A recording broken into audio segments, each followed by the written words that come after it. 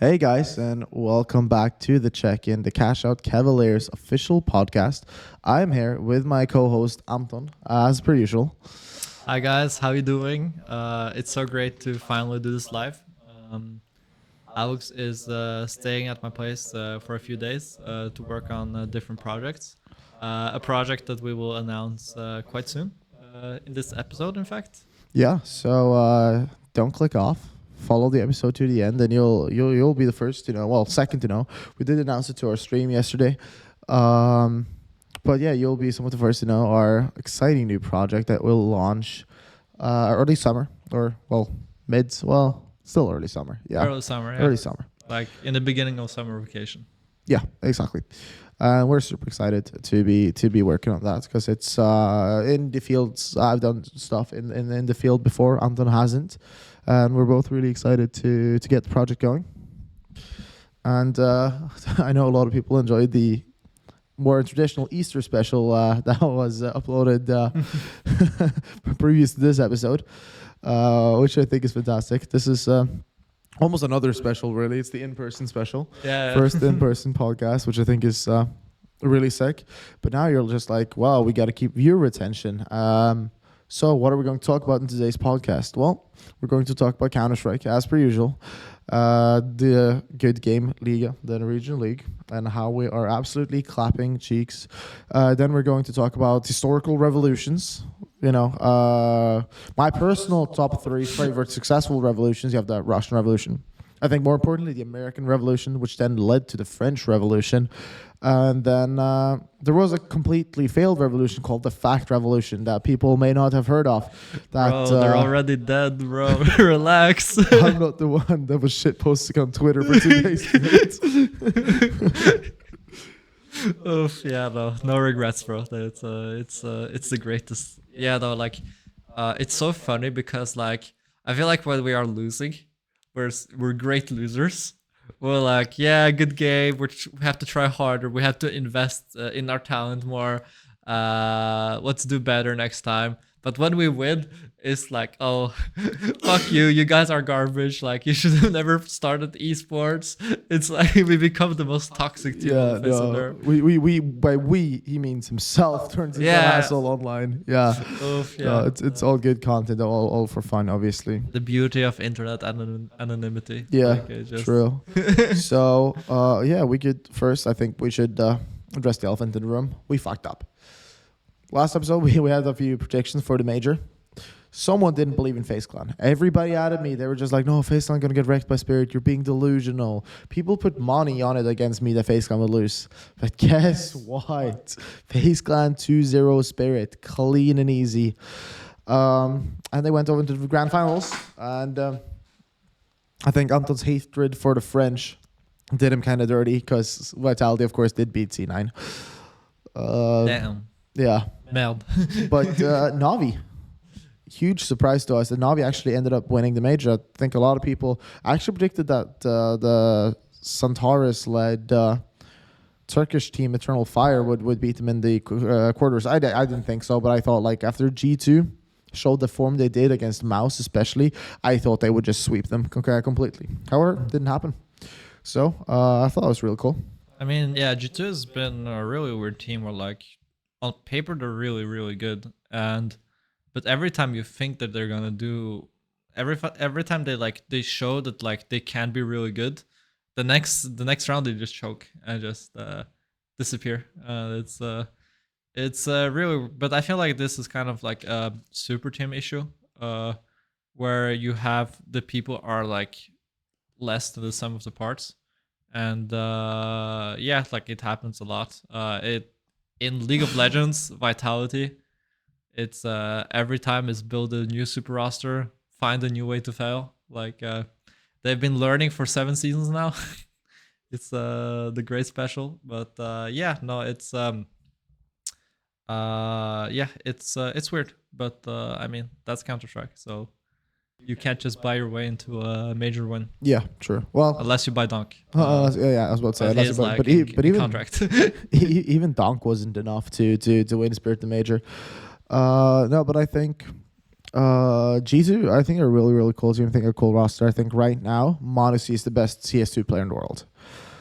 I think my top three as of current form, I think Modesty is number one. I think he's the best opera in CS2 by far. Probably best player right now. I'd say Donk, number two. Claire, number two. And then And maybe Frozen is my third pick. I think he's showed some real great promise lately. He was great in Mouse Sports, and I also think he's fantastic at FaZe Clan. I think Frozen replacing Twist was just a straight upgrade for FaZe. So that was cool to see. But yeah, apparently we both suck at predicting major results in the playoffs. I mean, yeah, but like, what makes you choose Monacy over Donk? Because we've been glazing Donk quite a lot in the last since the podcast started. So what has changed? Well, yeah, absolutely. I mean, I for a long time said that I think Monacy is the best opera in CS2, and I don't think there's any argument not to. But Monacy was the highest rated player at the major. And again, a lot of people have forgotten about Monacy. I feel, not forgotten about, maybe he's just slipped their mind slightly, but he was the highest rated player in the major, and he also played, I believe, 18 maps. He has an average rating in the last 3 months of 1.38. And you have to remember, Team Spirit, they won that Katowice. They've actually made playoffs of events now. They're doing well. And most of Donk's high rating, they had a fantastic rating in the group stage, especially of Katowice. And he also did pretty well at the major. Well, I mean, he did fucking crazily at the major. However, compared to his Katowice form, it's still a step down. You just have to see that Monacy is on a team, G2, that is losing. They haven't made a single grand finals in CS2. They've only made the playoffs twice in CS2. Monacy is only playing against top 20 opponents, and he has a 1.38 average rating. And that's with the op. And then CSGO, I don't think that would be. I think it's still fucking crazy, right? But having the op in CSGO was so dominant. Like, look at Sivu, look at Simple in CS2. Simple has chosen to rifle. He doesn't even play the game yet. And you have Sivu has fallen almost completely off. He is a shadow of his former self. So the op has taken such a hard nerf, but Monacy still makes it look like prime Kenny S. Which is why I think he's better than Donk. And he's also more consistent. He can play more roles. He can also rifle. Donk can run in, rifle aggressively. But that's it. And he also has a very toxic, very negative personality, which even Blade, the coach of Navi, has been very, very critical of. Therefore, I think, and Monacy also his utility usage and just his mind for the game is crazy. Just if you ever want to like learn some tips and tricks or some angles, some wall bang, or some glitch that you didn't know was possible, tune into a Monacy stream on Twitch, and I can guarantee you, just watch for half an hour, you will learn something about it, like the window and mirage that you never knew before. The kid is absolutely crazy. I see. But like for me, like I think what really sells me on Donk, being the best is how to say it. I think it's like, you know how like you have like the like in-person clock, like your body clock. I feel like Donk has like an absolutely insane game clock, where he has extremely good spatial awareness, and he has extremely good spraying for smokes, for example. Yeah, Where sure. like he knows exactly like, okay, he has to be in this place because he has to get to this objective, and he's using this utility this way to get there. So that's like yeah, it's been the craziest I've seen a Counter Strike player play.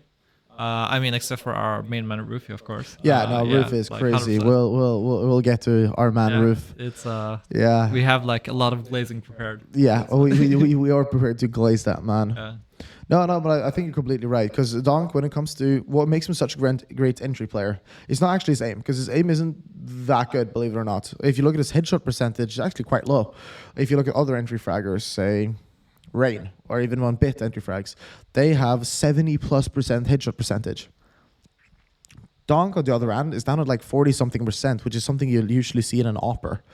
Because aim isn't actually his strong suit, but it's his mind for the game. It's the timing. He seems to, whenever he pushes in, he seems to be able to push in when somebody's turned around, has a grenade out, it's not looking. Like, And that's what I really think makes it look so impressive. And then he runs in, instead of hitting those clean one taps, he runs in and just dirty, runs in hard wall, sprays down opponents, which is something that you don't see other end frags do. Because when you see like rain entry, he'll walk in, one tap, clean. But Donkey more feels like just like a truck ramming through a wall. That's the defense, which I think makes him look really cool when he plays. Hmm. Yeah, 100%. And it's also like, yeah, I feel like when you play when you play like less clean, more raw, you can also it puts more of a mental strain on your opponent. Because like if you just peek and you get the one tap and the opponent can't really react, you you're already out of the play, right? You don't really feel a negative emotion. But like if he comes at you on a weird angle and you get a couple shots off, but because he comes at a weird angle and the weird timing, and he just like mows you down, that feels so much worse. And yeah, no, it's yeah, like being able to brute force plays, it really warps the game, because you can just because then you have to create strats to balance it. And even like Valve like reducing Peaker's advantage to try to limit the playstyle hasn't really done that much to help it. And it's like it's kind of like Shaq in basketball, where like he was so huge that like the Yeah. game was basically unplayable. And Yeah, yeah. That's a funny stat. I think Shaq had, I think it was like 9,000 something dunks throughout his whole career. And then he had one 3-pointer scored ever. But then I looked at, I think was it Kobe? yeah. Had one dunk in his whole career and like 9,000 3-pointers. No way, no Not way. Kobe. It was, you can tell I'm not a baller. I don't know. There was some basketball player I saw. They were like two of like super good ballers, but they were like Shaq and him were literally inverted in the stats, and they also played in a team together for a short period of time, which I thought was super funny to see. No, I don't think it's Kobe, because Kobe No, was no, no. much more versatile. I was about to say it wasn't Kobe. It was just first man to come to mind. Yeah. But it was always funny. But that's what you usually talk about in sports as like precision players, or sometimes also call them cross players, which is a player that's in a team, has to be in a team, that is only there to do one very specific job. Like if you have Shaq, he's going to go in, break the defense, and dunk. Right? If you have Monesi, he's going to run in, break the defense, and plant. You cannot put dunk. I mean, I said dunk, right? You said Monsi. Yeah, that's what I thought. Yeah, so you can't put Donk in like a Monesi position, because Monesi, he needs to bait, he needs to entry, he needs to lurk, he needs to op. Like he needs to take a lot of space on the map. Donk, you're very lucky with Donk, because Donk's a player that doesn't need a lot of space. You can send him into that tight gap and he'll get your entries and he'll get your frags. And then again, a lot of people forget about this, but Spirit have a Shiro. Shiro was one of the best operators in the world. In CSGO, he was, well, at the end of CSGO, I'd say he's a top 5 operator. Behind Monesi and CV, I'd probably put him third, just ahead of Brokey. And I think he's fucking crazy. He has a great impact, and the map Spirit is the weakest on, which is where to go. That's where Astralis was first able to beat them, and then they got kind of wrecked after that. That's Shiro's best map. And most operators struggle on Vertigo. They have bad stats. Look at Sivu's stats on Vertigo. They're awful compared to other maps. However, Shiro actually thrives on that map. His movement and stuff, because he's so passively good to hold those angles, get to take the right peaks. He doesn't need to like swing out and take wide shots. So then when Donk isn't performing on his like monster stats, it doesn't matter, because you suddenly have one of the best operators in the world just holding you down. He's going to get you those 2 kills that convert to rounds. Which is why I think it's Spirit is actually like a really geniusly made team in the way it's put together, because instead of having loads of players that do like loads of jobs and are really versatile, you have loads of very pinpoint precision players that go in and do their job, and together they're able to fill the whole scene. Like they're able to fill whatever's needed. I mean, yeah, but that's like also one of the big benefits of having an academy squad and like a deep academy system, because you get to have like the foresight on building a roster. You get to put the building blocks, because like the one when you don't have an academy squad, or you don't have like a clear path of making a roster, like off season is a nightmare. It's a scramble. It's like because esports is a really, really, really short career. Or we have already, or we maybe it's starting to become less and less of that because like we have like pros that have shown longevity. Like for example, we in League of Legends you have Faker and Reckless who are like still playing even though they were playing in season 3, season 2 and stuff. How old are Faker and Reckless? Give or take? I think Faker is like 33, Yeah, cool. and Reckless is he's probably 30 or 29 Yeah, exactly. somewhere. Yeah, no, you see the same thing in CS because the current oldest major winner of all time, uh, used to be back in the day used to be Taz when he won in 2014, but at that point he was like 26, which isn't that old. But now it's Carrigan and he won a major at 32. Yeah, that's And the crazy. oldest major MVP of all time is Rain, and he won a major at 30. Right, he's 31 years old now. He's still playing, and he's in number. These two players are both the number one team in the world, the best CS2 team by far. And well, this morning we just watched the end of a FaZe Liquid game on Nuke, and again, Rain is still tearing it up. And Carrigan, all those fragging skills are, yeah, not great. If you watch the major, you'll you'll see what I'm talking about. Um, but he can still call, and he still has the mind for the game like nobody else. So I think it's really cool that we're seeing that people can actually have elongated careers. 'Cause what it used to be is that like you're 18 if you're really talented, like 18, 19, you get signed to a team. But the moment you turn like 24, you're kind of too old because you're a bit too old, you're a bit too slow, and there are then younger 18-year-olds that can do your job faster than you can, and they also follow like the new metas, new strats, and are able to adapt faster. But now you can actually see the older players being able to convert for a longer time. Chopper on Spirit has been around for ages, and he's 27, I think, not 28. Apex is still playing. You remember that Apex won the major last year in Paris with Sivu and everyone, but that's not his first major win. Apex won his first major in 2014, which was the famous Olaf Boost major in the quarters. So again, he won a major 9 years apart. And 9 years, well, 10 years ago now, he was the entry fragger. He was a super aggressive player that just ran in. He ran through falls. And when other teams stopped having a designated entry fragger, he kept doing it until he couldn't do it anymore. He got too old, got too slow. So then he, of course, played with some of the greatest IGLs ever. I mean, and if you are familiar with the French scene, you'll know that every French player believes they can IGL. And every French player is tried. And usually they put 4 IGLs on one team and they all just argue and then they lose. But Apex then decided to IGL and it worked. It obviously worked because, again, he has had great success with this vitality over years and years now. So I think it's really cool to see how players can reinvent themselves and still do well in different roles when they get older, because that's what happens in traditional sports as well. If you have like a super impressive forward player that used to score a lot of goals, so later in his career, you can see this player can be promoted to more like a team captain or like a slower role. He'll play on like a roster that's more tanky, more defensive, like play to his other strength. And he used to say his leadership skills, his communication skills to make the team win in other ways. He doesn't necessarily need to score all the goals anymore, right? Yeah, 100%. It's all like it's especially like in sports you can have like the one drawback is that different roles need different types of physicality.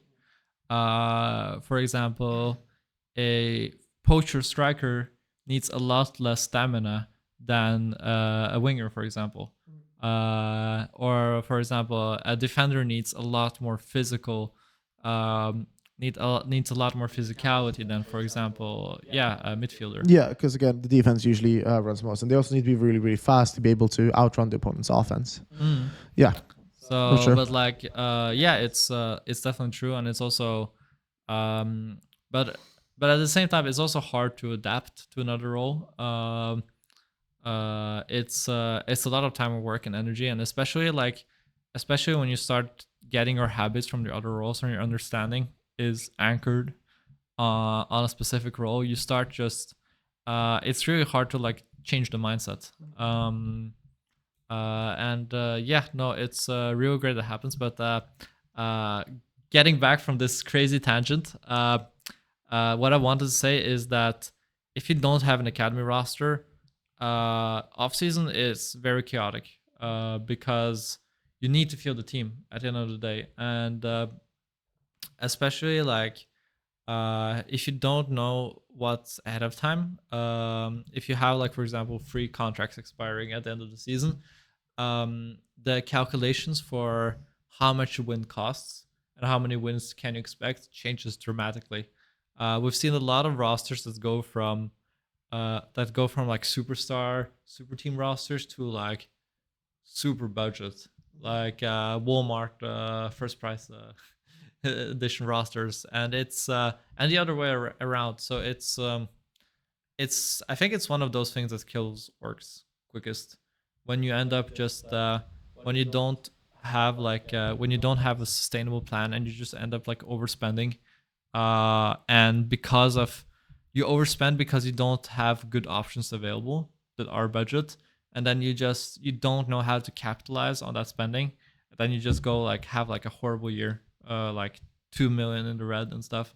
And it was what happened with Metasports until they found Nilo, where like they just paid a lot of money. There were like 500,000 kroners, Swedish kroners, which is like um 50,000, $40,000 in the red. Yeah, Um, like 45K mm, dollars in red. Yeah, but again, they were really lucky to catch such a talented player as Nilo that early, and put him in onto their main roster, the main competitive roster, which is not the Norwegian one. To clarify, they have a fully Swedish roster.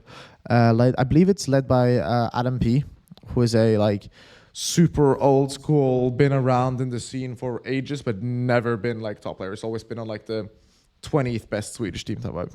But I think the best example of what you're saying is probably Fnatic in Counter Strike, because I mean, anybody knows Counter Strike. You know, like they had like all of my. I mean, Fnatic won the first major in 2013. They won the first major, and in the grand finals they faced up against Ninjas and Pajamas, that were on their 87-0 win streak, which is fucking crazy to even say. 87-0, and that's not even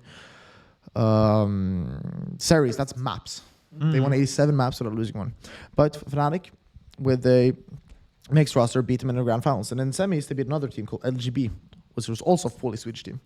And after the major, Fnatic reinvented themselves by removing two of their players that they won the major with, signed two of the LGB players, Olof Meister and Krims.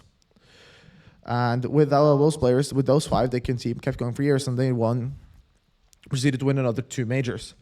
And also made it to the quarterfinals of another two and to the grand finals of one. But then suddenly, loads of drama, Fnatic split, Godsent is made, players go, Crims jumps back and forth because whatever team Crims ended up on, they would keep the major spot because then they had majority roster. And then suddenly Hofmeister gets pissed off and he leaves for FaZe Clan, and Fnatic gets left with Swedish roster doesn't work at all. They were able to win one more event, which I believe was Pro League season something, where they had a great grand finals versus FaZe Clan. I think went to 3 overtimes on Train last map. Epic grand finals. Flusha got 2 1v5s in the same game. One to secure overtime and one to win overtime to win the game, damn, which is... I would be modding. I cried. I did cry. Flusha's cheating. But again, now, look at Fnatic now. Because Flusha got too old, obviously. JW was MVP of the first major, but he's never really been that great of a player, I'd argue. He's never been like a superstar. He's not like a donk, as simple as Sivu. And his op was never that dominant, not really. What made them special was Flusha's lurky, bitchy ass plays, Crimps being solid, and Olofmeister being Olofmeister. I mean, back in the day, he had 100% 1v1 win rate in clutch situations in, I think, against top 20 teams on lands or something like that in 2015, which is like, that means if you're in a clutch against Wolfmeister, you just lose. You can just leave the server, it doesn't even matter.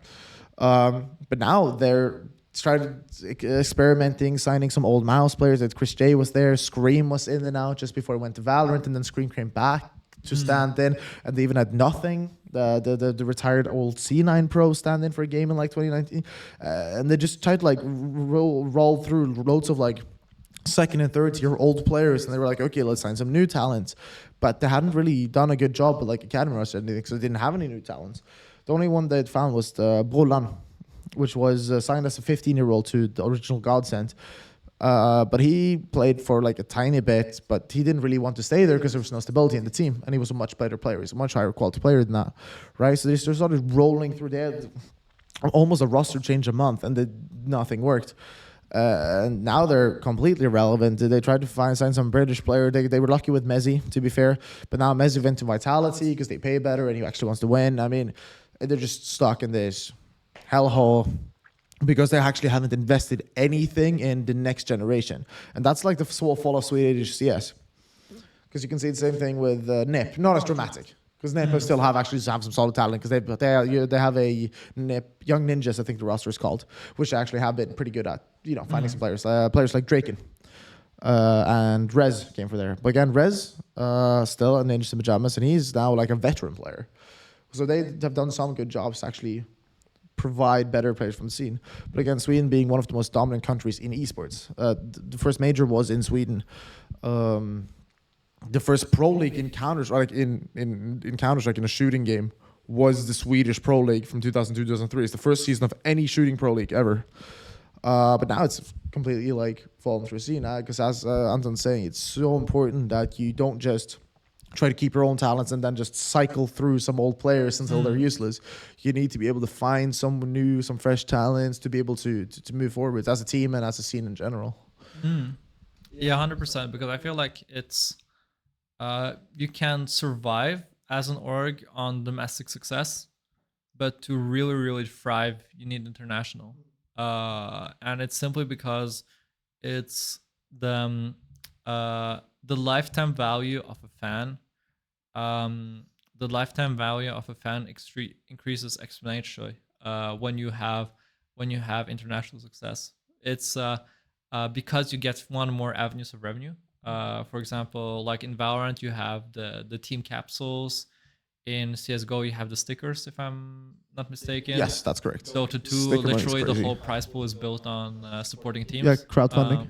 It's cool. That's why there's, dude, fucking when it was like 52 million, that was fucking crazy. Highest prize pool in esports, yeah.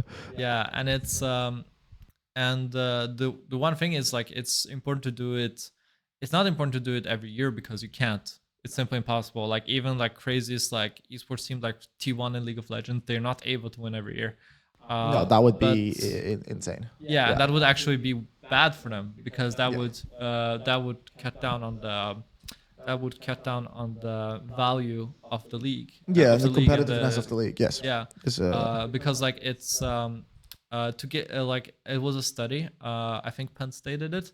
So it was like if you want to extract maximum value from fans, your team had to win 60% of the time, and it had to win 2 times more on at home soil than away. Yeah, at home than away. Yes, that's true. So yeah, it like, was a Penn State study. I believe it was conducted in American football. Yeah.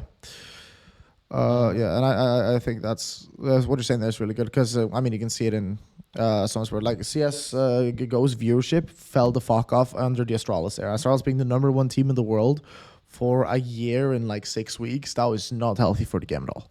And then when they came back after like this short liquid era and they won again, people just weren't watching the major. And F1, which is still popping off, still has great viewership, but it's nothing compared to 2 years ago. It's completely fallen off. They almost have half the viewers on average that they have had 2 years ago. Because 2 years ago you had Max Verstappen and Hamilton always competing for the first slot. Hamilton obviously edging him out slightly all the time. But then you have this competitiveness because they're all these, Verstappen fans, you included, I believe. No, I'm actually a Carlos Sainz and Pierre Gasly fan. Ferrari? No, Carlos Sainz, not Ferrari. Okay. There's a difference. Okay. Yeah. There's a difference. Okay, cool. And because like no, Ferrari is the most garbage team ever. Yeah, Fuck okay. them. It's horrible. They're horrible. But like what? But what like really helped? What really helped? I think Formula One is that every place has very drastic increase in prize money. And that has led to like a lot of really healthy midfield narratives. Because like if you look at the latest season of Drive to Survive, you see Max Verstappen maybe 5 minutes in total, because they're simply because simply like it's already set in stone, right? That Max Verstappen is gonna win. But it's like all those midfield rivalries. You see like a lot of Alpine, with like Esteban Ocon, who becomes like the greatest defender of all time when it's against his teammates. You see like Aston Martin with like the mentorship of Alonso with Lance Stroll. Yeah. You see also like the McLaren like trying to pop off and Yeah. everything. So what I think they've done super well when it comes to like the selling, because F1 is a franchise league, which franchise league sucks, but F1 is not really competitive racing. It's more about the entertainment aspect, which is what they've also gone into, which I think is what they're doing so geniusly. And it's the way that they're, instead of like trying to make like the sport more like competitive, they instead build like the narratives around the sport. They build the story. They get you invested in the individuals that actually do it, and they want them to succeed with all the partial goals, instead of people will say you're an Alpine supporter, like they're never gonna win. Mm. And not to be that guy, but they never have one. They never will win. Like Yeah. it's would be crazy. Then you need fucking Clark. What's his name? Fuck, whatever. The Clark, greatest racer of all time, died in '62, I believe. You need like him to be reincarnated and somehow drive it, right? Yeah. Which won't happen, obviously. Um, but what I think they've done so well is just building all of these cool storylines that the fans love and follow, and especially like Drive to Survive, a great piece of entertainment in addition to the races. Now, all my friends that even are like slightly interested in F1, they all love watching Drive to Survive, because then they actually get they're invested in players and the stories and the cars and the owners, the franchise leagues, which is I think is a really good way to market it off. As I think it's a lot better than what they're doing in like the NFL, where they're just like trying to make it seem competitive, but it's franchised, and only like the top teams have all of the money, and they also get first draft picks. So it's just like, whoa, the 49ers won again? No way, Patrick Mahomes. Yeah. Yeah. I think like one thing that really like I think like one thing that makes it that even though like Formula One is really like if you see it like across the season, Formula One right now is really uncompetitive, simply because Verstappen is just too good, and the Red Bull engineering team are like savages. But the thing is, what is really good is that like you always like in the short term in the races, there's always risk. There's always risk about the car blowing up, someone crashing into each other. Um, like there's also risk about like getting a red flag and having to restart the race, which changes the dynamics completely. And like there's risk of rain, there's risk of something being on the track. Yeah, there are And lots of it's uncontrollable factors for yeah, the individual driver that can change it up. yeah. So like it makes it so that like even though that it makes it that like even though Max Verstappen will statistically win like 75% of the races, there's still like the one race where like Carlos Sainz wins because Max gets engine trouble, or like suddenly like yeah Max's car is worse, so he has to fight through like through 10, for example. He has a bad qualifier and stuff, but it's still I think it's yeah, like the thing with franchising is that it's just it makes I feel like it warps like academy leagues. Because like right now, I feel like, for example, if you take Formula One, you don't care about Formula E, you don't care about Formula Two. Yeah. There's a lot of Formula Two drivers who are better than some of the drivers in Formula Yeah, One. true. But then they just get in contract jail, and like you have like for example, I mean, what's his name? Nick DeVries, I think, where he was like he was doing a play. He was driving for Toro Rosso. Like he debuted at 27. Like That's really old. yeah, in NBA, like you if you debut at like 22, you're like You're old. old. Yeah. Yeah. Yeah. So it's like it's crazy. And I think like it's really important, especially like in Counter Strike, which is like a lot of open leagues and tournaments. You have to invest in talent because you never know when it could go away. Yeah, That's why like true. we want to in the off season we want to start an academy team and try to try to develop it as best as we can, and to not just for the flexibility but also for being able to have like a sense of certainty that the org can survive. And I think also that just there's just so much potential in the Norwegian league. There's Yeah. people are cracked there. Yeah, absolutely, and not just Norwegian league. We will also be looking into potentially the Swedish league, Danish league, other Yeah. Scandinavian or at least Northern European leagues. As long as we can ensure that good communication and stuff can be upheld, because without that, it's just fucked, right? Mm. No, but I really think the importance of academy teams have been underestimated for a while, especially in CS, because every team used to have an academy team, almost every team, and it just seemed to like you got like one good player, maybe two, and then it kind of fell off. But I think the change we're seeing now probably started with Gambit, because Gambit got clowned a lot after they won the major, because they started their like youngsters team, academy team, and on that academy team they had players you may have heard of. Maybe you've heard names like Shiro and Axel. You're like, whoa, well, those are pretty fucking good players. Yes, and they were on their academy team, and their academy team ended up outranking their main roster in the world champs. So they just assembled the main roster, put them in the main roster, and suddenly started winning, because then they had the backing, they had the play time, they had their offices. And when that worked, you saw that Mouse Sports, they picked up an academy team again. Navi's academy team was the next one to then suddenly, bam, show great success. Navi's academy team is actually fucking crazy, because the team they put together was Bit, Monacy, a guy called Onker, Fearless, and Head Trick. And well, you might recognize some of those names, because Bit, only a year after the academy team was made, went up to Navi's main roster, and then he won a major. In his second year in like the pro scene, he won a fucking major, and he was also one of the highest rated players in that major. Crazy, like having that kind of success as a rookie. I mean, he's the most impressive rookie of all time. The only one that you make an argument for is Donk.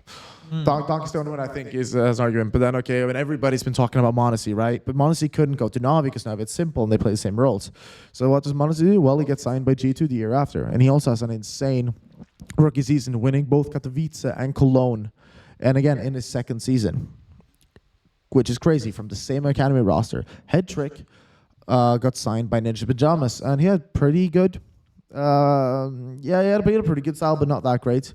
Because I think the issue with the academy team, the 4 players. I mean, Fearless now is just streaming. So it's also Anker, but I think Anker he apparently has had a few team offers, but he just doesn't want to put in the time to play professionally, which I guess is very still streams, so you should definitely check him out. He's also a really interesting player to look at. The problem with the team is that they had 4 oppers and Big That's Rifler. But all of them individually developed super well. Like Monacy, best opera in the world. Hedrick, not that good of an opera because he's just too passive. In the current meta, you gotta take space, you gotta be aggressive, right? And then you have, of course, Onker and Fearless, both insane players. Fearless grinds a lot of Face It. One of the best Face It players in the world. And, of course, Bit. That man's crazy. I mean, even in the he won his second major. He just won his second major a week ago, right? Yeah, with Navi, which is insane. And he's only been at the very top level for 3-4-ish years now, and he's won 2 majors. I mean, who has ever done that before? No one, not really. Especially not at this level of the game. And then Malsports, obviously. Next team, they had some great performances. They only last year actually promoted their academy roster through their players from their academy to the main roster, and there you had players like Shui that went to Gamer Legion. They came second in the major last year, only losing out to Sivu's Vitality, of course, super dominant win from them. And you had Jimpat, which is a Swedish player who now is on the Mouse main roster, who is a 17-year-old talent we actually don't think we talk enough about, because Mouse have actually had a really good CS2. They've had a really good run. They've made loads of playoffs. And Jimpat's 17-year-old Oper, he's a lot of the reason because of that, but because of Donk and Monacy and Wonderful, we don't really talk about him. But yeah, he's also crazy talent. They came from an academy roster, got promoted. All 5, Torchi, another player, also on the main roster of Mouse right now. All the 5 players from the Mouse Next roster are all playing on like pro teams right now, which I think is super cool to see. And of course, we got to glaze our favorite player of all time, Donk. That he was on Spirit Academy. And both him, Sontix, and Mogix played together on the same Spirit Academy roster. Mogix was first taken up, which makes a lot of sense. He was, super good, super early. And then they took up Sontix, and they took up, of course, Donk at the same time. And then 2 events later, they win Katowice, which is, again, Sontix and Donk, just coming from the academy, and their first 2 events ever, they win both. They won their blast group, and then and the blast group they actually played without Donk and Magix, because of visa issues. They're Rush from the Eastern Europe, the CIS region, the country we're not supposed to mention because Yeah. our podcast gets taken down. So I really think we were seeing like a new flourishment of academy rosters, but right now there are basically no serious academy rosters. So I hope we can see like another wave of them coming up now, because so many young superstar talents have come up only in the last 2 or 3 years. So I'm super excited to see what more talents can come to the pro scene. Yeah, and especially like when it's important for you to be successful in a local regional league, it's it's so hard to find good talent there.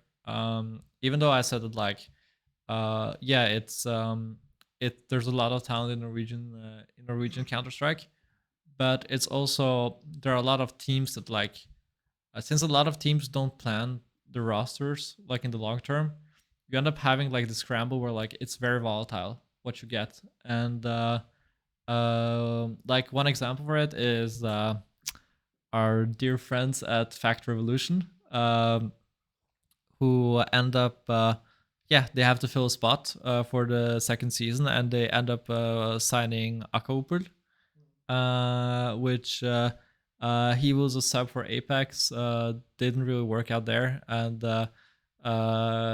Apex sold him to what's the name? Yeah, to Fact Revolution, and it's kind of like a lot of in like regional leagues, like there's a lot of like additive roster building where like you see, oh, okay, he played on this team, he must be good, right? Or he must fit in with the team. And then you end up having like some 17 ADR performances. And now suddenly Fact Revolution looks to be set for 13 because the roster just doesn't click, because they haven't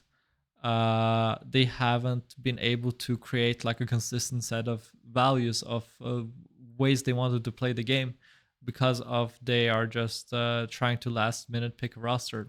That's also like why our roster is doing so well right now, because like our roster has played together for a long time, even though we are a new organization. Yeah. Like the roster was before called Pew Pew Vikings. Yeah. And That one player that was different. Tias is the new signing to our roster. He was replaced well, I'd say like an old great player, Mike, that has played for since the perception of time. He was actually the guy that created Counter Strike. People don't know this. Him and Rufy, they cooked Counter Strike up together back in the day. No, but so he replaced. Mike, and he's found his role in the team now. And I think we saw from the start he has a lot of potential for a rifler. He's fucking crazy good. He plays very passively, a bit of baity game style. Some people would say, but I think you need a good balance when you're making a roster, when you make a team, because we have players like Rufy that loves playing hyper aggressively, swinging, taking picks.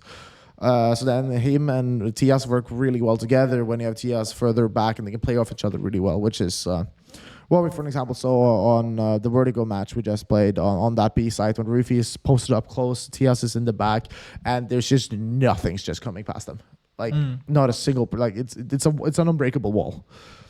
yeah, which is really cool to see. We saw like both against Fact Revolution and against yeah, I don't remember the Swedish team we played against in In Face It. ESEA. Yeah, ECA. Yeah, it was Clan CS2. Yeah, but something, yeah, It was a Swedish mixed deck. Yeah, with one level 10 and 4 noobs. yeah. Kind of reminds me a bit about this other team. Anyways, Yeah, so it was like, so we just see that like Rufy and TS, like they usually get like pretty monster numbers together, and yeah, no, it's yeah, but it's also like we want to be able to, like, if they disappear, which I mean, it's life eventually. Like, people people retire, and you never know when. So it's yeah, it's important to have like longevity into it. But I think we've talked enough about academy and like I Yeah, am. I definitely think we Um, could move on. yeah, And we could maybe talk about our second favorite topic, not Dong, but we won. yeah. We're in a winning streak right now. We're doing actually quite well. So if you guys have followed the podcast for a while, we started with an astonishing 0-4 record in the league, in the second good game league, which is the Norwegian league for Counter Strike, and it was rough. It was rough. I remember there was like one game where I was casting where I was like almost crying. Yeah, Uh, you were upset. yeah. It was not good. Oof. But now we have finally picked up steam, and we have gotten 2 wins in a row, really convincing wins. Yeah, absolutely.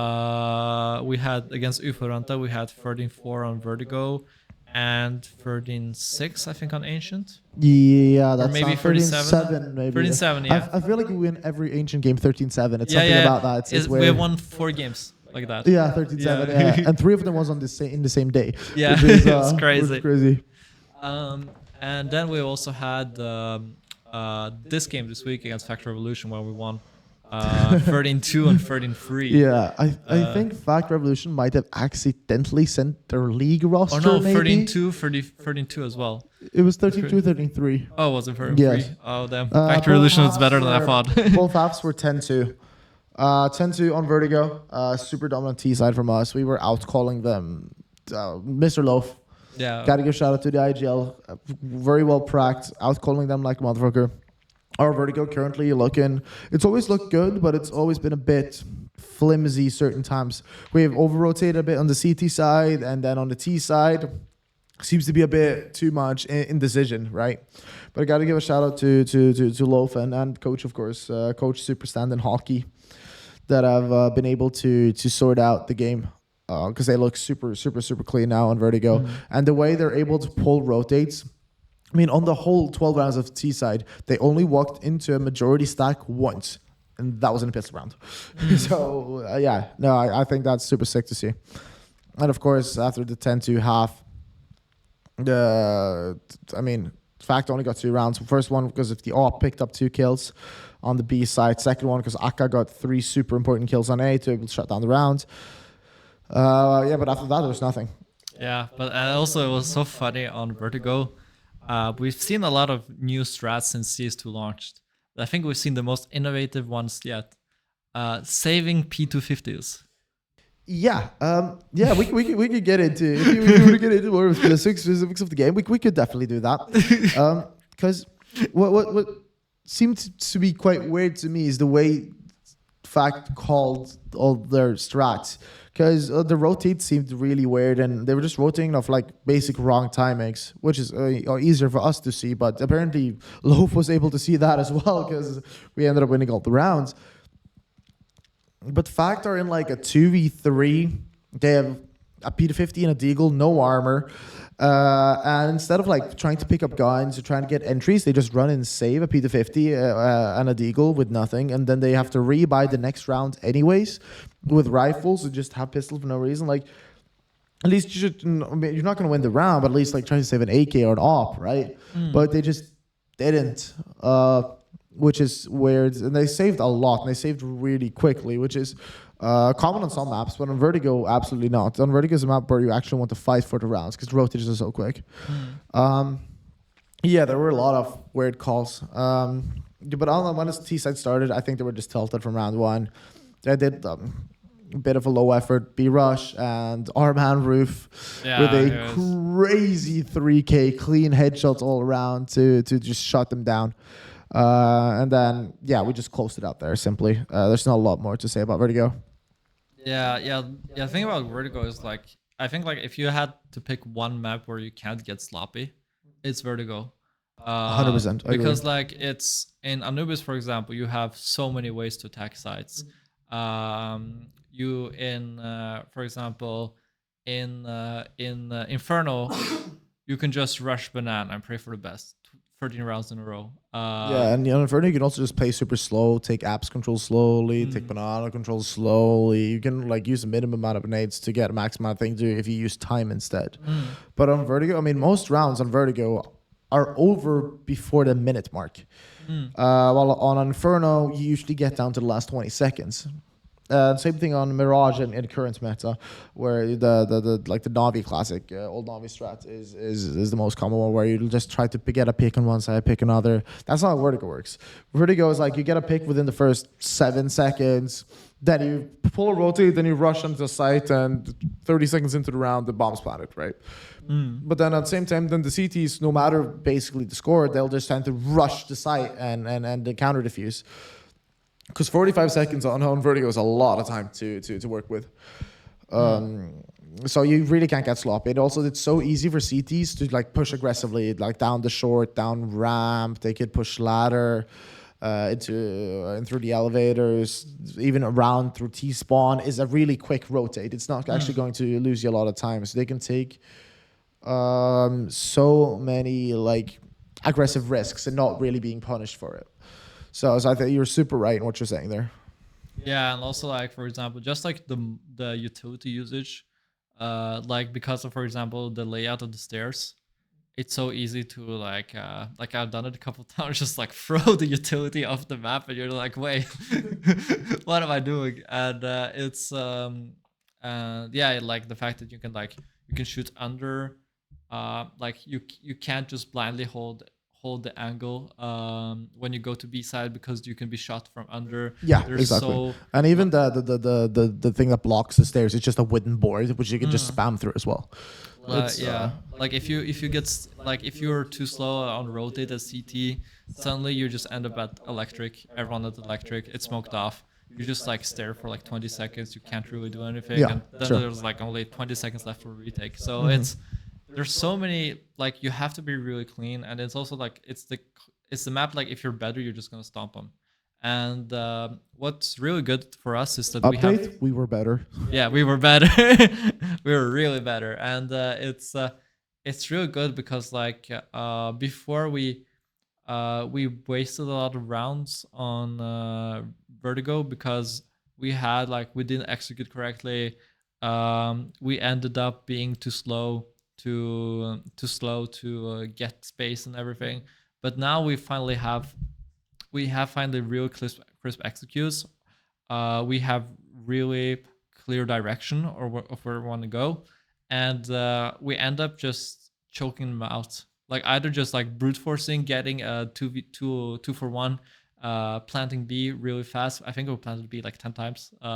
Because their B side was like really weak. We must be the only Vertigo team that goes B more than A. I think that's crazy. Yeah. B is usually like the rush side, right? But hey, fuck it, we ball. Yeah, and then like, but then like we can also like play like a really clever game on CT. I remember the last round of the map. It was crazy because they were playing terrorists. Oh, that was so stupid, man. And then they had to retake They had to- ST because they lost the bomb in the middle and tried to fake to go A, but then we Yeah. just found the bomb and just Yeah, held that's it. like we go solo, but I think they were fucking tilted at that point. Yeah, no. And tilted, they did prove they were because they picked Inferno. And if you have watched our games, you might know that we played Inferno one time earlier this season against 777, I believe. No, it Was was it Inferiority. Inferiority, Yeah. And anyways, we got fucking stomped. Yeah, 15-3. It was not even close. 15, 13-3 at least. 13-3, yeah. Can't be 15 because then the game Yeah. will still be going or will. Yeah. I thought 15. maybe like since we removed anti-cheat, maybe that would help. Yeah, well, That's stupid. Tias loves that there's no anti-cheat because him and spamming smokes, holy shit. But yeah, no, we got stomped and it looks super dry. Our CT side was super lacking. Our rotates, again, because we have seen a few, early season, we did see a few fuck-ups with rotates.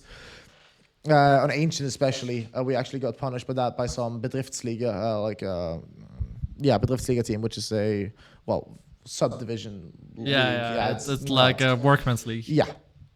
which isn't great. But now our rotate seem to be on point, and we seem to be a lot better at doing it on seed side. And rotating Inferno is super important because you can't retake the site. You just can't. It's that simple. If they plant, even like in a 3-on-3, if they plant A and you're on B side, you just have to save. Which is why it's James' favorite map, because then he can save his op every single round and have the op every single round. Stat boosting, Let's like go. little Cantiers. Yeah, but our Inferno, I think we might have both been a bit, nervous about our Inferno because we haven't seen it since. And our chat seemed to be nervous too because we put out a poll on Vertigo, and I think it was like 98% thought we were going to win. On Inferno, this fell to, even there was, remember, it's a 13-2 win, super dominant. Yeah. And we get the CT side on Inferno, which means they need to get creative. It was still 60-40 in the poll. 40% of people actually thought that Fact would come back and crush. And then again, Inferno is their best map, and it's one of our worst maps, I'd argue. Or so we thought. Because Inferno starts off with a 7-0 lead for us. Yeah, no, that was crazy. Which is insane. And it seemed like Fact were still tilted from the previous game. I think it looked a lot like it anyways. Because the moment they lost the pistol, it just felt super dry.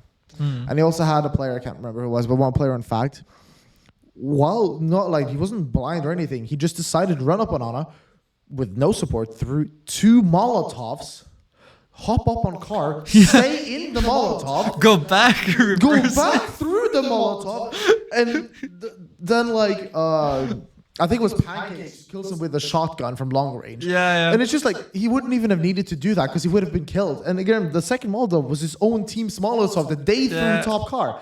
And I'm just there like clueless. Yeah, And they had a really good play once where they were able to fake out A. They were B with the minorities. We only had one guy on B side. He was playing close banana. And then they're setting up util. And then some guy in like bottom banana just jumps.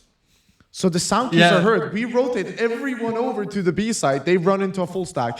And it's just like, why are you hopping up and down? It seemed just through and through that it looked like they felt nervous. Yeah. Or not prepared. And I think maybe Vertigo kind of broke them a bit, but they weren't able to reset it all. Because they were just doing like basic stupid shit.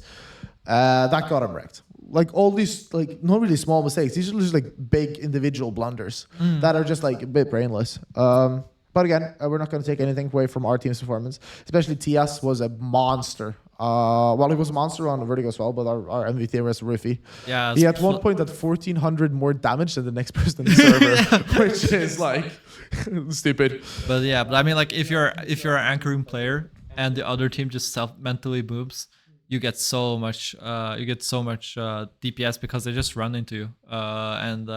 That was Bro, crazy. really said DPS. That's crazy. Yeah, wow. ADR. Wow, okay. It's dar check. Damn, It's called a dar check. Okay. Yeah, I have to just hide yourself. They have found me. In-game. I'm a ugly, disgusting League of Legends He's the player. imposter. I have to leave. It's it was also, I think the most egregious Factor Revolution play was like when they get to take the B side is right next to banana, right? Yes, banana to be. They get to take B side. They go it's 2v1. They go both dark. Go to dark. No, but that was so weird because they didn't originally both go dark. One guy sat in dark corner and one guy was on one and done. Which, if you're not familiar with like funny call out, it's on the top of the box. It's called one and done because you can't jump down behind it, although there's a gap. But basically, you can see you're fully open from everywhere. But it's just like if you come from coffins, it's super unexpected because your crosser will be down here and he's up there. I'm sure you know where the position is. It's just above dark. But then, while Lux is pushing in, again, he has no clue where they are. Yeah.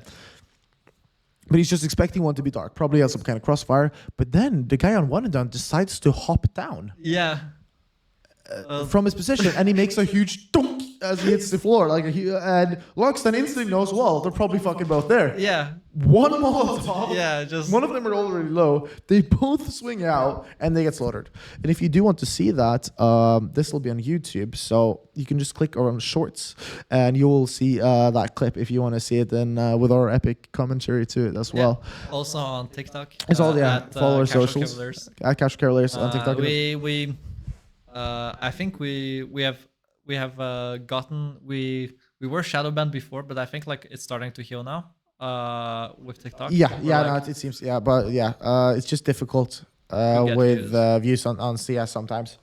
I saw that when I uploaded individually as well, like 4 years ago. Sometimes my video would get like 100K views in a few hours, and other times it would be give it like 600. Yeah. And I'm just like, "What the fuck's the difference?" It's because in the one video got like 100K, it was like me getting a wall bang, which is fine. But the other one, it was just like me shooting people straight up, and then TikTok just like, Yeah, nah, nah. violent. Yeah. So it's a Oof. bit, it's a bit weird there, Dangerous. but But it's starting yeah, to work again. but yeah, like I think and what's really funny is that we have the craziest second division table or standings. I think probably ever. Because we have first we have Sami Gamers at Yeah. first place. I think it's the biggest surprise of the season. Yeah, a certain player, Artisan, predicted that Sami Gamers would finish second to last Yeah. and get absolutely wrecked. The only team Artisan thought Sami would beat were us, and he was right. Yeah. They did beat us. However, they're 6-4-6, 6-0, plus Yeah, 10 map diff. And every time we were like, oh, there's no way they win the next round, right? Yeah, they do. But we have a very spicy theory. Yeah. Our theory is that they are sacrificing a reindeer before every game Yeah. to like curse the opponents. To curse the opponents. So we just have to hope that they run out of reindeer before the end of the season. Like we have to check if they're endangered or not. Yeah. In northern Norway, and then we have Second up, Gamle Venner. Betterfrost.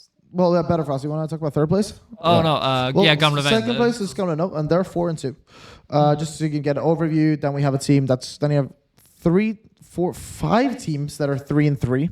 So from third place to 7th place, they're all 3-3. Then you have Team Flash and us that are 2-4, and then Fact Revolution, our favorite failed revolution, kind of like the Cuban Revolution that originally failed. Last. So they're 1-5. This is actually a super tight league. Especially if you look at the teams that are left. We are playing Uventa, Void, and Team Flash, which are the three. No. We were playing Gamle Venner. Yes, you're right. It's Gamle Venner, Void, and Team Flash. Yeah. We beat Uventa. Yeah, cool. So then 2 of the teams we left, they're just above us. They're 7th and 8th when we're 9th. But our map, we're within 1 map diff from Void, and we're within 2 map diff from Team Flash. So if we get a 2-0 in the upcoming week, which is it Gamle Venner? Yeah. Yeah. If we get a 2-0 against them, that will put us and Gamle Venner equal. Yeah. Actually, not in maps. They'll still be ahead with 2 maps. No. They will actually be ahead of us because they have 1 more win. They will have 1 more win. 4 wins. Yeah, no, you're right. Bro, you are. No, yeah, no, it'll You put are us, boosted. No, I'm going crazy right now. Dude, I'm just delusional as fuck. If we manage to get all the last 3 wins and all 2-0s, it could actually put us as high as 2nd.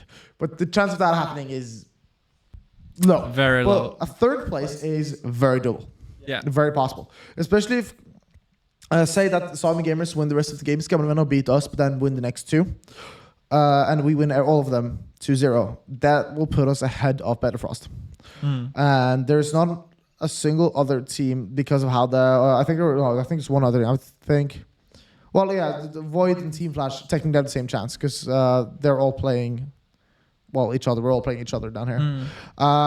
So we could actually have a really, really good placement. And the way the boys are playing now, I think we have a really good chance in just absolutely clapping the league and having, a really solid performance, which would be super cool to see. Yeah, I think so too. I think like other teams should be scared when they see like the score differences we're putting and like how clean we're rotating. Like we are making so little like unnecessary plays, which is really good to see. And of course, like I think like with Fact Revolution, they kind of just it's easy to play when the other team self-destructs because then you don't have to do anything. They just do it for you. But it still really shows us our quality. And also, we have gotten a lot of extra games compared to a lot of the teams. we're like first we got a lot of games through the Bergen games, both qualifier and the main stage, especially like the main stage where we got to face Triple Shoe, Infuriate and Static. Yeah, which are all three really good first div teams. Yeah, one of them is 7-7, I believe. Triple Shoe is 7-7. Yeah. Actually, ironically enough, 777. yeah, they're now to 5x level in the in first div, so they're absolutely crushing competition. So this will probably be the second year in a row they win nationals, which is congrats to them. And we're also going to be at the Bergen Games tomorrow. So yeah, so if you're there, say hi. yeah, I'm going to try to get this up today. The internet here has been kind of shit, but hopefully it can load fast enough. So if you're there, please come up, say hello. Yeah, We're very intimidating, and do not worry about the white van that will be outside. yeah. Don't worry about it.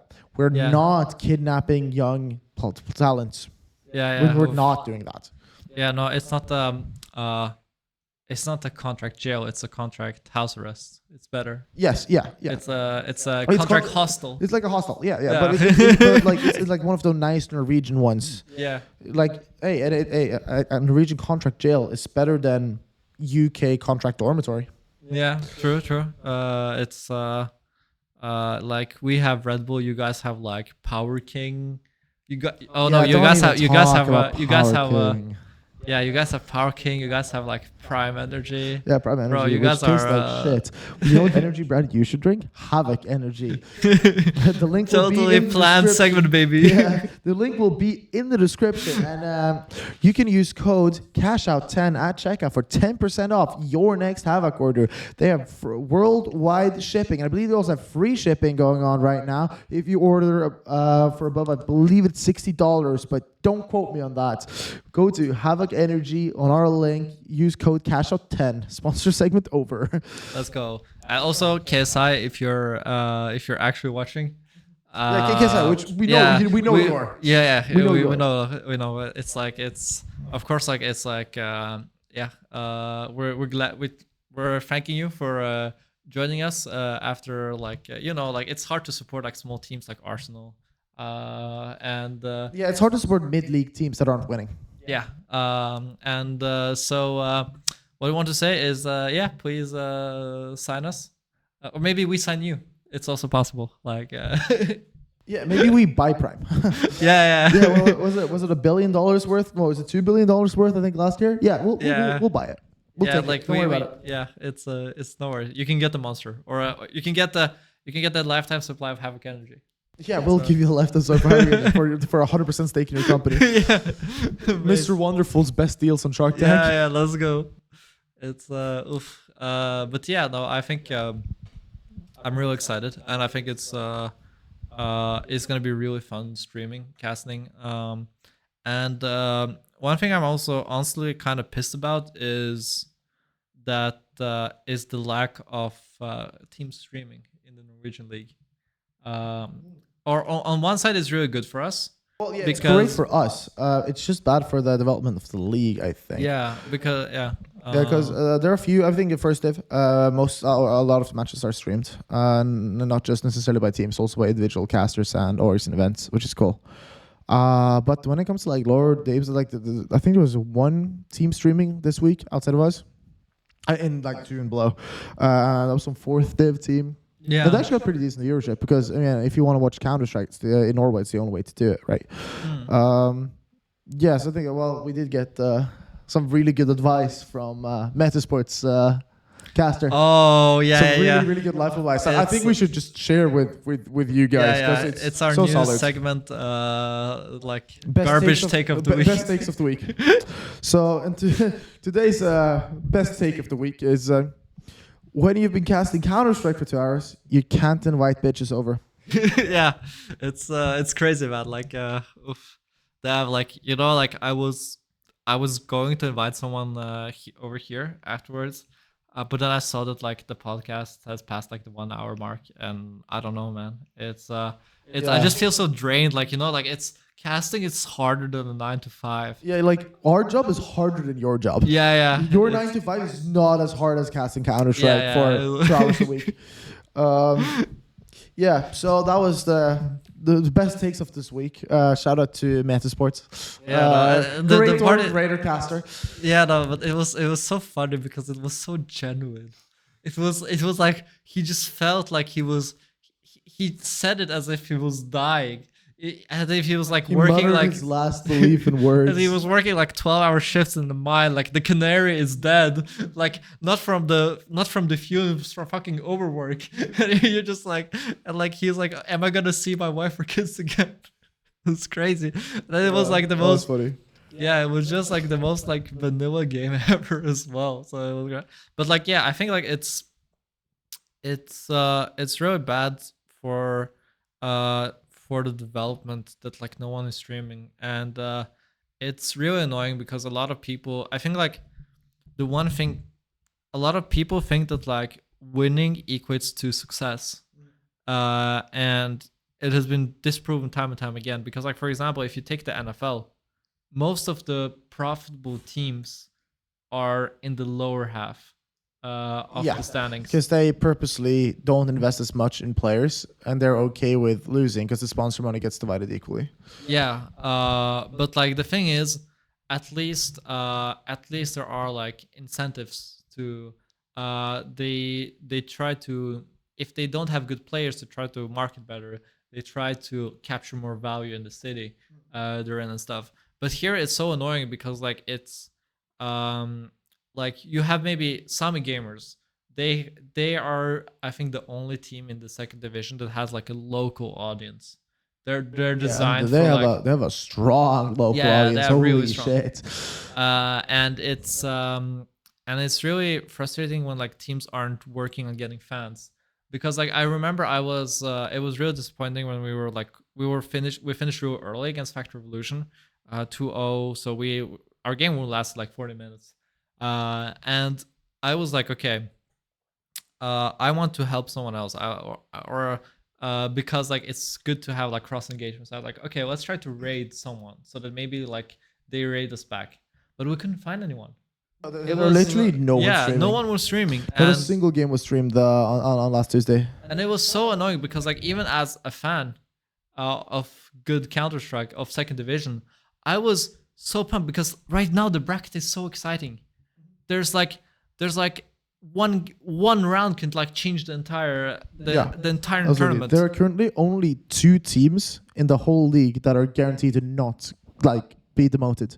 Yeah, Currently, only 2 teams that are guaranteed, and like the winning spot isn't even guaranteed.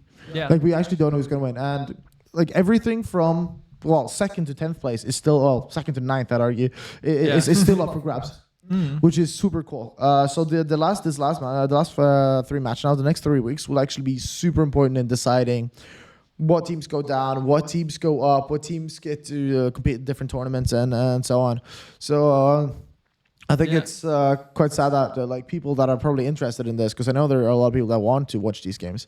I can see like whenever we stream the games, we see a lot of like first division players like in our chats, interacting with chatters, commenting on the games, and we see them all the time because they obviously actually want to follow the league, but they just can't.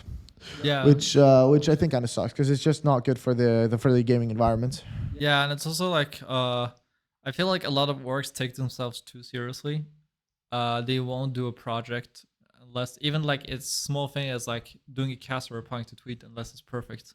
And it was so annoying. Where like, for example, we started beefing a little bit with Factor Revolution on Twitter because like it's fun, it's we want to have personality behind the brand. Yeah, absolutely. But nobody's responding, and nobody's casting. Like there's no like if you are just a fan of Norwegian second division Counter Strike, you are starving. Like Oh yeah, you're being starved because nobody's actually taking it upon themselves to produce quality Counter-Strike, quality anything.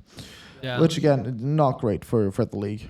But of course, at the same time, it's kind of why we started it, because we saw there was a gap in the market, and we saw that if we could fill it, we could even deliver a product that doesn't need to meet really high standards of, for example, like ESL major level team, Yeah. and get really good views. And I think, like, honestly, it's just the most difficult part about doing a project like this is not starting it. Starting it is easy. It's finding players, burning some money, and just go for it. But Yeah. the hard part is just keeping at it, even if Mhm. it doesn't look really successful in the beginning. Because, like, for example, we are burning uh, around 1,200 per win, somewhere along those lines, and we are running at a loss.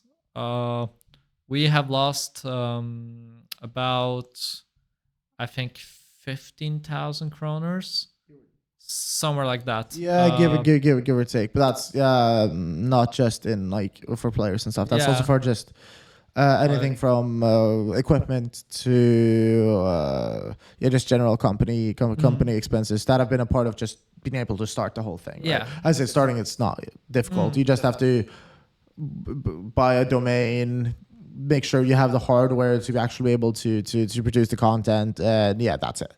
And of course, we're basically through the season, and we still actually haven't used that much. We've been pretty economically, I think, smart about how we've chosen to spend the money, and I think we've gotten a lot of quality out of what we've decided to spend. Yeah, because at the start of the season, we expected to spend a budget of 60,000 kroners. Yeah, that's what you first came to me with, and I said, "Fuck that, we're not spending more than 30."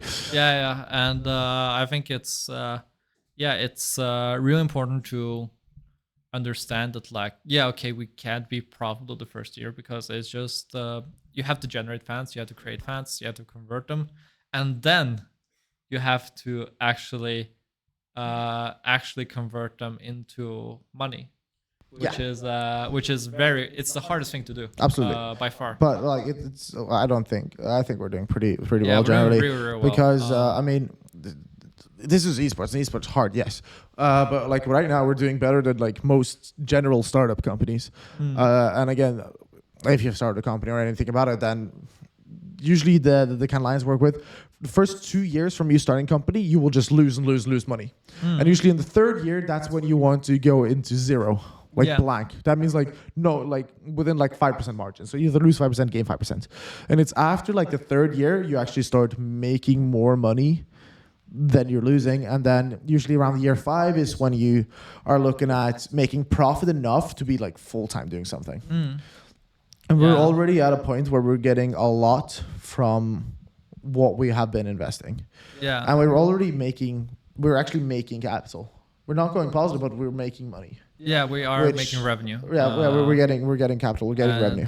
It's very small right now. It's Yeah, I mean, not lots. yeah, we can say it. I think it's Yeah, they around, don't need like- to know. They don't need to know. yeah, okay, it's less than 100 kroners.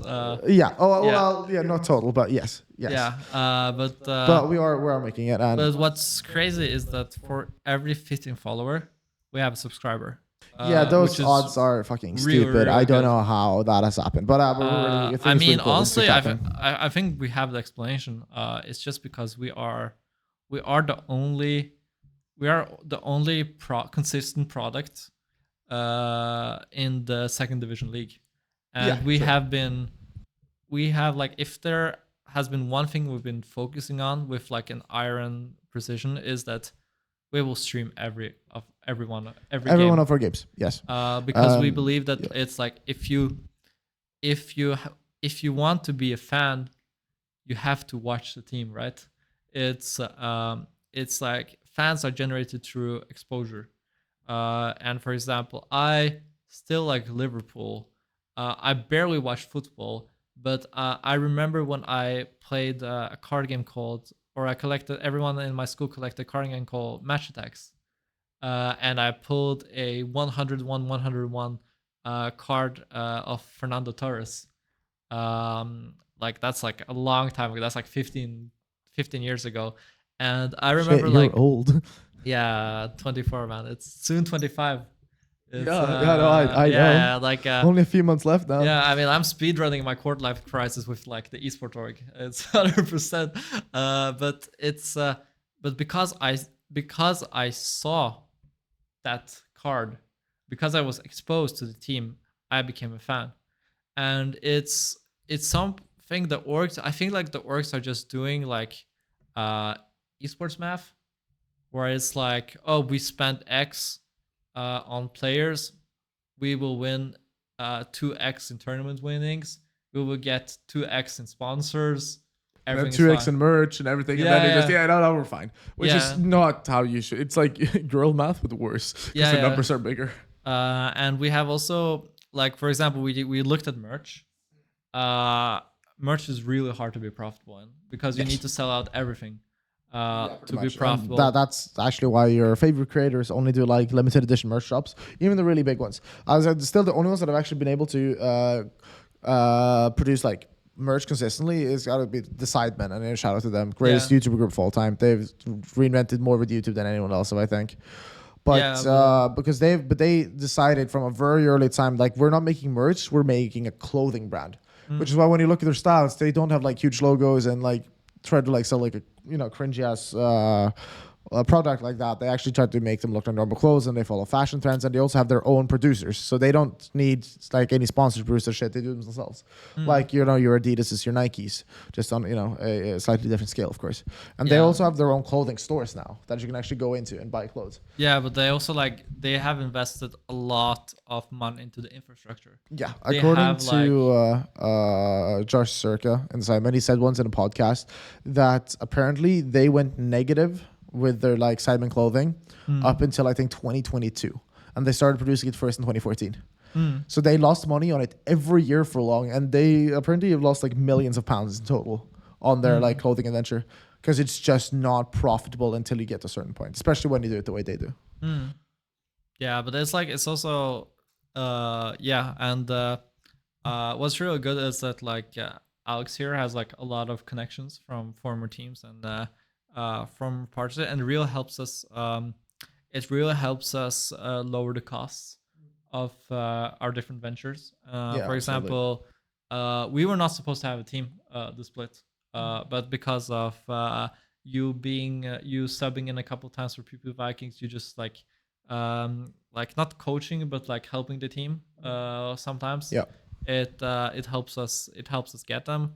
And also now we have gotten very favorable offers for merch stores. absolutely. And we are yeah, we've been falling behind in producing our jerseys because of a subcontractor that didn't work out. That happens. Yeah.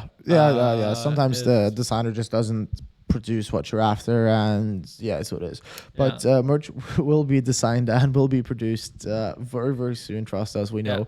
I know our players are longing for the merch. yeah. No, Hulky, like, I know you're listening to this. If not, I know Lux always watches all of the I podcast. mean, So, Rufy keeps hounding me. Ruby for- does keep how to get bad. Tell Hulky and Roof merch is on its way, and it will look fire. Because right Yeah. now we're getting the same guy that did our logo, who's also a guy I know, really great design student. He's also going to design the jerseys, which I think is going to be super fire, because he already knows. He did great with the logo, and he already knows what kind of vibe we want, because he's already done stuff for us, and he also knows what kind of vibe he went with when he produced the logo. So I think it'll be sick. Yeah, I think so too. But yeah, but like, it's just I think like a lot of people for think this just esports is just gaming. Esports is gaming, but you have to understand that, like, uh gaming, like making money off gaming, is a very unnatural thing. Yeah, It's yes, of course. It's the same it's thing with making money off sports. Yeah, It's yeah, difficult. it's like you kicking around the ball. It's like, it's probably like, if I just went and kicked around the ball, it's probably one of the most ineffective activities for the economy. And there's so much that needs to be in place to provide value. So I think like a lot of teams, especially like amateur teams that are just banking off on going pro, they are forgetting that they need to build long-term brand, long-term relationship, Yeah, absolutely. and understanding what the revenue streams are like, and not just being like, oh, okay, I'm just gonna win a major. then the Yeah. then the Yeah. decision is gonna Because make sense. at the end of the day, all sports, some more than others, but all sports at the end of the day are entertainment.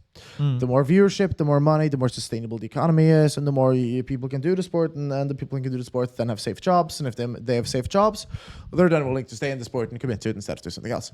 And right now, that's what I think we're working on, being entertaining, providing entertainment. That's why we like to meme around on Twitter. We like to have, we like to cast all different games, produce content. We throw out these podcasts to get more of an inside view and just get to know us better. Because if you like any of our players, their styles, their personalities, one of our styles, personalities, then it's more likely that you're entertained and follow us for a long time, which means we can then create more opportunities for more players, more esports. We will be looking around the off season and to invest into different esports as well. As I guess again, this first season is more of a trial run for us, and right now I think we've seen very good results, and we also learned a lot.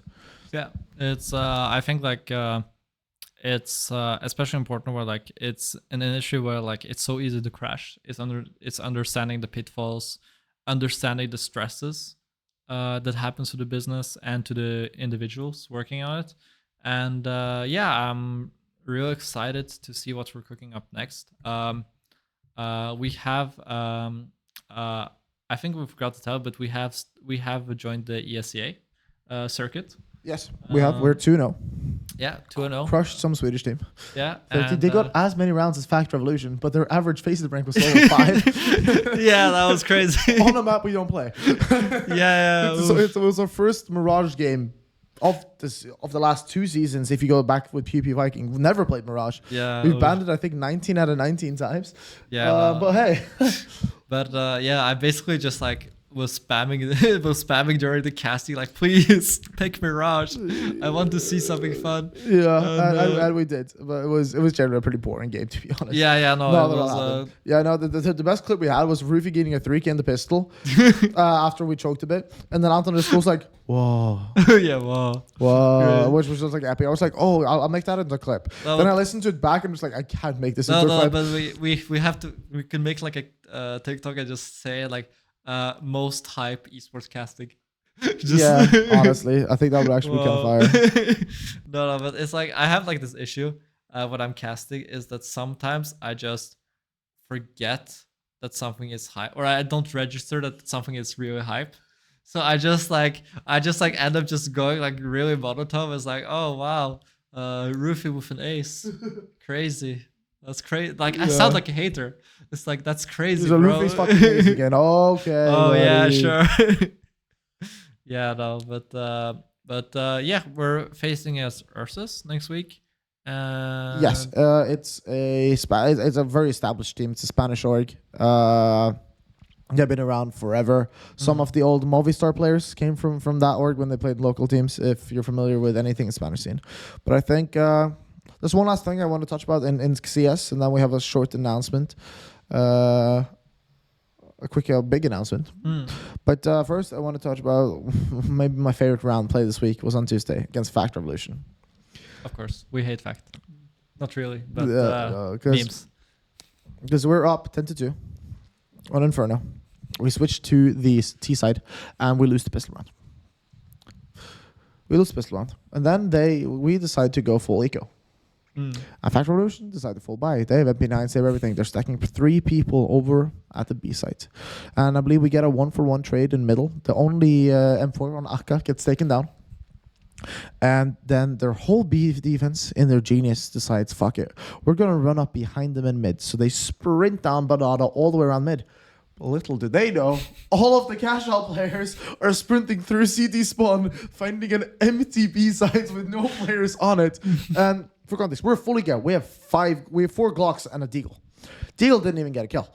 We have 4, so we are full Glocks, no armor, no investment. Yeah. We get a free B site, a plant, and then a round win. Yeah. Which, yeah, It was... if they weren't broken already. After that round, I don't think they're ever mentally recovering from that one. Yeah, no, that was crazy. But it's like, it's so, I think like it's so stupid. Just like, if you like investing into an M4 and then just like leaving the M4 player in an Yeah, isolated solo position. swinging middle against Yeah. 5 pistols. What And it's the like, fuck okay, is that? you might get 2, right? Yeah, But if you like, get to, but even if you're taken down, the value isn't there. Yeah. Especially when it's 5 pistols, no armor. You want the SMGs to get kills for the money anyway. And again, he just had no support, which is, I don't know, bad con. Again, they were tilted. But Yeah. still, I just thought it was so funny because I'm like, oh, they're rushing up behind them. But then I look at the minimap and you can see they're like on the opposite side of the map because suddenly like all the CTs are down by T-spawn, all the Ts are in CT spawn. Yeah. So it just got fucked. yeah, but you don't understand though. Like their philosophy is saving pistols. So like if they would have Deagle instead, they would play much more safer. They would have like fallen back to site and then rotated off, given us a free site, just because like they don't want to lose the guns. And yeah, maybe we should like send them stickers with like what gun image is like what kind of gun. Yeah, it was like where you eco to. Yeah. Maybe Like- you should send them a guide. That's just like, so these pistols, those are for ecos. Yeah. Rifles are for full buys. Yeah, so we were thinking about like what kind of merch we would do most, but like if we look at our second division league, maybe we should do like a children's book, like A is for AK, M is for M4. B is for bomb sight that you shouldn't leave in the middle of a round twice. Yeah. C is for clutch when you drop down to dark and leave the 1v2 molly to Lux. Yeah. No, that's funny. But yeah, so to a more serious note, we were hosting an event. We were hosting the Norwegian Championships in Rainbow Six Siege. First one ever. First one ever, Norwegian Championship. There it used to be in back in Telia Liga in 2000, from 2018 till 2020. There was also like a short tournament 21, but it was cancelled after. But now again, Siege is huge thanks to Jenksy, great streamer. So we wanted to do something, have a tournament in it, because we know a lot of players that there's actually a lot of Norwegian pros in Siege at that used to play competed in the second and third division level, even some first division players in the world, which is super cool. There's a lot of players that really enjoyed Siege and play a lot of Siege on the side as well. But there's no real reason to grind it out because there's no reward, right? So we decided, let's create a reward. So we are having a cash prize tournament. Yeah. That'll be up. The link for the website we're going to make a register interest website that's pretty much done. That link for the website will eventually end up in the description, and also go, of course, follow our Twitter where we post everything. It'll be the pinned top tweet. At the point when it's ready. So if you're interested in Siege and competing in Siege, then please pop by and just register your interest. It would be super sick to see how many teams we could get together, and we know for a fact that some of the Casual boys will definitely compete. Yeah, I know Lux for a fact is a huge fan of Rainbow. He has almost 600 hours in it, and I believe it wasn't like plat diamond a few years ago. No, but like, yeah, Lux is playing so much shooters, man. It's crazy. Bro plays 24 hours a day. Yeah, like He sleeps in between rounds, I swear. Yeah, no, like whereas like yeah, but it's like, like it's like if you broke, you sleep between rounds. If you're rich, you open loot boxes. Yeah, true. It's or cases. That's just how it works. And I think this is gonna be really cool. It's Alex has a lot of experience with running events like this. Yeah, I've run a few. And I think that it's important for us to it's important to create hype, it's important to create excitement, and it's also important to make the event profitable. We're exploring different opportunities or different possibilities of how to make it do. Yeah, absolutely. For example, TV rights or sponsorships. If you would like to sponsor us, please contact us. If you would like to join our Rainbow Six adventure, we welcome anyone aboard. Orgs, teams. Almost anyone. Like yes, if you are a Fact Revolution fan, however, reconsider. Okay, I was going to say like terrorist organizations, but no, you're welcome. I mean, it's Fact Revolution is almost worse though. So yeah, no, you're all welcome. No, even we know there was a certain Finnish. It's like Completo version, and if you are say looking for a new sponsor, then we don't care what you do in your spare time. As long as you don't Bro. deal with other countries on company time, that's fine for me. Hey, what happens behind closed doors happens behind closed doors in my eyes. Anyways, Oh, damn, yeah. this has been the Check-In, the Cash Out Cavaliers official podcast. We are your host as usual. Hope you enjoyed this super special episode where we've actually for the first time done it in person together. And I hope to see you guys register some interest for Rainbow. And of course, hope to see you on the stream. Next stream will be on Monday with our super important ESA match. We'll also be streaming Tuesday and Wednesday with GG Ligan and then ESA again. And if you're a hockey fan like me, please let's the Anger Oilers win today to send them to the grand finals. Yeah, like, do you have any money on it? Maybe. I invoke the fifth. I do plead the fifth. Okay, yeah, but thank you guys, and we're checking out.